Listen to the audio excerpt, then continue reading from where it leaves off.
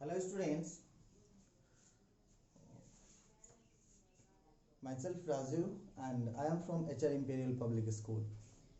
Guys, today I am going to teach you subject English of class 7th, and today we have to read the chapter The Seed. This chapter has been written by Frank Klein. आज हम सब बात करेंगे class 7th के unit 3 के एक poem के बारे में, जिस पोएम का नाम है द सीड। तो आइए चलिए देखते हैं हम इस पोएम का क्या थीम है। पोएम्स को स्टार्ट करने से पहले कुछ लाइंस हैं, हम उस लाइंस को देखना चाहते हैं। पोएम के लाइंस हैं, do you know what a seed is? क्या आप जानते हैं कि एक सीड क्या होता है?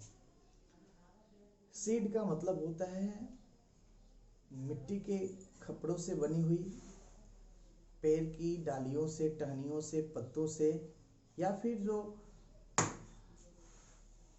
घास फूस से बनी हुई जो झोपड़पट्टियां जैसी होती है, जिसमें हम प्रायः गर्मी के दिनों में रेस्ट भी क्या करते हैं, जो गांव में ऐसा देखने को मिलता है, या फिर जिसमें गायों को पाला जाता है, घोड़ों को रखा जाता है, या पशुओं को, मवेशियों को रखा जाता है, पाला जाता है। A cow shed, a tool shed, a wood shed, for example. एक गाय की शेड हो सकती है, एक गाय के रहने वाले जिसे हम क्या बोलते हैं, गौशाला। ए टूल शेड, जहाँ पे हम अपने घर के जो कृषि उपकरण होते हैं उनको रख सकते हैं। ये सारे एवुड शेड, यानी कि जहाँ पर हम लकड़ियों को इकट्ठा करके पानी वगैरह से, धूप वगैरह से बचाने के लिए रखते हैं, वैसे वो लकड़ियों का भी स्थान जो हो सकता है वो भी एक शेड होता है। तो ये सारे उदाहरण हैं। It's a small room away from the main house. ये एक छोटा सा घर होता है जो कि हमारे मुख्य घर से, मुख्य घर कहने का मतलब वैसा घर जिसमें किचन हो, ड्राइंग रूम हो, आपका सेल्फ रूम हो, आपकी स्टडी रूम हो, इन सब रूम के अलावे घर के बाहर एक छोटी सी, जिसे हम लोग गांव की भाषा में दालान बोलते हैं। तो इस तरह के जो रूम्स होते हैं उन्हें हम उदाहरण के रूप में ले सकते हैं फॉर स्टोरिंग और keeping things, animals, tools, vehicles etc, जिसमें हम अपने घर के मवेशियों को, अपने घर की जो आवश्यक चीज़ें होती हैं, जैसे कि हमारे घर के जो गाड़ियाँ होती हैं उनको पार्क करने के लिए, धूप से, तेज़ बारिश से बचाने के लिए हम लोग वहाँ रख देते हैं उन्हें, या फिर अपने जो आवश्यक उपकरण हैं घर में, या फिर जो और भी अन्य तरह की चीज़ें होती हैं उनको स्टोर करने के लिए हम वैसे रूम का यूज़ करते हैं। Ask your partner if she or he has ever seen a seed. आप इसके बारे में अपने जो पार्टनर्स हैं, आपके फादर, आपकी मदर, आपकी सिस्टर, आपके ब्रदर, या आपके कोई फ्रेंड जो कि गांव से बिलोंग्स करते हैं, यदि आप गांव से बिलोंग करते हैं तो आप भली भांति जानते होंगे, नहीं करते होंगे तो भी आप उनसे बात कर सकते हैं, अपने दोस्तों से राय कर सकते हैं आप कि ये क्या होता है। Have you has ever seen a seed? क्या उसने कभी सीड देखा है? आप इस पर चर्चा कर सकते हैं। लेट हर और him describe it to the class. चलिए अब हम उसके बारे में क्लास में बात करेंगे, लेकिन अभी हम पोएम्स की तरफ चलते हैं। जो पोएम का पहला लाइन है तो वो है, there's a seed at the bottom of our garden. यानी कि एक खूब सुंदर सा जो दालान है, एक सीड जो है, छांव जिसमें जो दालान जैसा होता है, वो हमारे बगीचों के बीचों बीच, बगीचों के एकदम पेड़ों के बीच में, पेड़ों के नीचे लगा हुआ है, बना हुआ है। With spiders wave hanging across the door. और वो कैसा है? तो जिसके डोर में, यानी जिसके दरवाजे पे चारों तरफ से, दोनों तरफ से बहुत सारे मकड़ी के जाल भी लगे हुए हैं। और क्या है? The hinges and are rusty and the creak at the wind। जो तेज हवाओं में कभी कभी जिसमें दरारें भी पड़ जाती है, या तेज हवाओं के साथ उसमें क्या हो गया है, तो बहुत सारी लाइनें आ गई हैं। When I am in the bed, lie and I listen, I will open that door one day। एक दिन जब मैं बेड पे पड़ा हुआ था और मैं कुछ सुन रहा था, तो एक दिन मैंने उसी सोच में मैंने उस दरवाजे को खोला। There is dusty old window around all the side। लेकिन ये क्या, जैसे ही हमने उस दरवाजे को खोला वो दरवाज़ा, उस दरवाजे में चारों तरफ से जो खिड़कियां लगी हुई थी उन खिड़कियों में बहुत सारे गंदे, बहुत सारे धूलकण जुड़े हुए थे, लगे हुए थे with 3 cracked pans of glass. और इतना ही नहीं, उसमें जो पैंस लगे हुए थे, यानी उस दरवाजे में जो, उस खिड़कियों में जो शीशे लगी हुई थी, उस शीशों में कई जगह दरारें पड़ गई थी। आई often think there's someone staring at me। यहाँ पे एक बहुत अच्छा वर्ड है स्टेयरिंग। चलिए हम कुछ वर्ड्स को भी जो काफ़ी अच्छे वर्ड्स हैं। स्टेयरिंग का मतलब होता है STARE, वर्ड होता है स्टेयर। स्टेयर का मतलब होता है घूरना,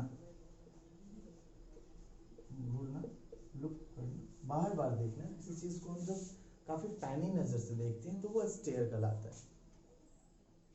steering at me, I often think there is someone staring at me. मुझे प्राय ऐसा लगता था कि कोई मुझे घूर घूर के बार बार देख रहा है। Each टाइम दैट आई पास, लेकिन मैं उस हर एक समय को धीरे धीरे धीरे धीरे करके बिताता चला गया। I will peek through that window one day. एक दिन मैंने उस जंगले की, उस खिड़की के माध्यम से, खिड़की को ही जंगला बोला जाता है गाँव की भाषा में, तो मैं बाहर की तरफ देखा, बाहर की तरफ झाँका।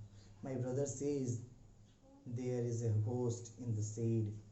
तो मेरे भाई ने बोला कि उस शेड में एक घोस्ट रहता है, एक भूत रहता है। Who hides under the rotten floorboards। जो कि क्या होता है, तो उस घर में एक जो फ्लोर बोर्ड्स है उसके नीचे वो छिपा होता है। And if I ever dare to set foot inside, और यदि हम में से कोई उसमें पैर रखने की कोशिश करता है, उसमें यानी कि उस शेड में, तो he will jump out at the top of my head, but I will take a peek one day। लेकिन यदि कोई उस रूम में इंटर करने की कोशिश करता है तो वो उसके गर्दन को, उसके सर को गर्दन से अलग कर देता है, यानी कि उसको मार डालता है। लेकिन इन सब बातों के बावजूद भी मैंने एक दिन कोशिश की, ऐसा राइटर बोलते हैं। I know that there isn't really a ghost. मैं जानता हूँ कि वहाँ कोई भूत नहीं है, वहाँ कोई भूत नहीं है, कोई घोस्ट नहीं है। My brother tell lie to keep the shade for his den। मुझे पता है कि वो मुझसे बचाने के लिए, मुझसे छिपा के रखने के लिए अपनी वस्तुओं को, वो मुझसे बचाने के लिए ऐसी झूठी झूठी अफवाहें फैलाया करता है। There isn't anyone staring or making strange noises and the spider has been gone from his web। ऐसा उसमें कुछ नहीं है, बस वो तरह तरह की जो आवाज़ें हैं वो मकरों और कीट पतंगों के कारण हैं। जो कीट पतंग क्या करते हैं, तो जो कीट पतंग प्रायः वहाँ पे शोरगुल क्या करते हैं और जिसको लोग घोस्ट की आवाज़ समझ लेते हैं। Since I don't know when I will go into that shade, one day soon, but not just yet। अभी तक मैं ये नहीं जानता हूँ कि मैं कब जाऊँगा, लेकिन मुझे पता है कि एक दिन मैं उस रूम में ज़रूर जाऊँगा, और ज़रूर जाऊँगा। अभी नहीं, लेकिन फिर भी कभी मैं ज़रूर जाऊँगा। ये जो पोएम है द सीड, ये एक्चुअली एक, ऐसा बोले कि ये एक एग्जाम्पल है मीथ का। गांव में ऐसी कहानियाँ बहुत सारी होती है, बहुत सारी अफवाहें होती हैं, बहुत सारे खाली बिल्डिंग्स जो होते हैं उन बिल्डिंग्स में भी ऐसी बातें बताई जाती है कि ये बिल्डिंग्स हैं जो इनमें भूतों का निवास होता है। बहुत दिनों से लोग, कोई रहता नहीं है इस रूम में, तो इसमें भूत, घोस्ट वगैरह रहा करते हैं। ये सारी बातें अफवाह होती हैं, अफवाह के सिवा और कुछ नहीं होती। चलिए अब हम इस चैप्टर के क्वेश्चन के बारे में, क्वेश्चन की तरफ बढ़ जाते हैं। फर्स्ट जो क्वेश्चन है, who is the speaker in the poem. चलिए क्वेश्चन के पहले हम एक बार समरी को लिखना सीखेंगे कि समरी को कैसे लिखा जाता है। जैसे ये पोएम जो है, हर एक पोएम का समरी आपकी फेयर में होना चाहिए। पोएम्स की समरी इंपॉर्टेंट है। अगर आप समरी लिखना सीखते हैं, यानी कि एक तरह का पैसेज है, तो आपको सेंटेंस अरेंजमेंट में बहुत सारी प्रॉब्लम्स जो आने वाली होती हैं फ्यूचर में, वो आपको ख़त्म हो जाएंगी, आपके हेजिटेशन जो है वो दूर हो जाएंगे। तो मैं बोलता हूँ, आप उसे ध्यान से सुनिएगा। The following poem, The Shade, has been taken from the syllabus of class 7th, the book Honeycomb, This poem has been written by Frank Flynn. By the help of this poem, the poet wants to portray the figure of a village because the said is also a part of village. Full stop. In this poem, the poet's about that which type of things, which type of legends has been said in the village by the villagers and how people admired it. Okay. The poem has been divided into 4 parts. In the first part, he just locate where it's situated, means where the said is situated. In the second part, the poet describe about what is in the said. In the third paragraph, the poet describe about what the people said about this said, and in fourth, he described about what's his own opinion, and that's why this poem is also belonging from a nature poem which is regarding nature. I hope आप summary को अब लिख पाएंगे सुन के। और poems के जो काफ़ी क्रिटिकल वर्ड्स हैं, मुझे नहीं लगता कि ऐसे कोई वर्ड्स दिख रहे हैं, लेकिन आप लाइव क्लास में इसके बारे में हम लोग चर्चा कर सकते हैं।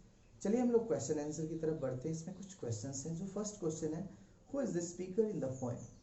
इस पोएम में स्पीकर कौन है? तो सिंपल सी बात है, स्पीकर एक लड़की है जो अपने भाई के बारे में बताती है, या फिर वो राइटर ही हो सकती है। The Frank Flynn is the speaker in this poem. Is she or he afraid of curious or both? No, ऐसा नहीं है, वो डरती नहीं है। No, she not afraid and not be curious. Third, what is she or he planning to do soon? वो क्या plan करना चाहती है? तो लास्ट पैराग्राफ में मैंने बताया कि I will go into that seed one day soon but not yet, that's it's answer. यानी कि वो प्लान कर रही है अभी जाने का, लेकिन अभी जाएगी नहीं। तो उस सेंटेंस को आप बना सकते हैं। जो फोर्थ क्वेश्चन है, but not just yet suggest doubt, fear, hesitation, laziness और something else. Choose the word which seems right to you. Tells other why you choose it. In words में आप चूज करिए कि कौन सा वर्ड्स इस lines के लिए अप्रोप्रिएट है और क्यों है, according to your own language. Okay.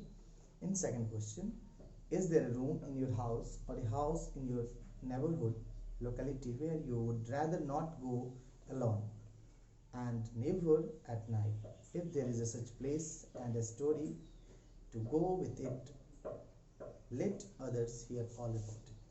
यानी कि आप इस चैप्टर से के रिगार्डिंग जो भी इस चैप्टर से रिलेटेड आपके मोहल्ले में, आपके नेबरहुड में, आपके पड़ोस में कोई ऐसा घर है जिस घर में आप कभी अकेले जाना नहीं चाहते हैं, नहीं जा पाते हैं, या फिर आप वैसे मकान में जिसमें आप रात को जाना पसंद नहीं करते हैं या आपको थोड़ी सी हेजिटेशन होती है, तो इस तरह की यदि आपके पास कोई आपके नेबरहुड में कोई हाउस हो या इस तरह की स्टोरी हो और आपके साथ कभी कोई प्रॉब्लम हुई हो, तो आप उसको शेयर कर सकते हैं।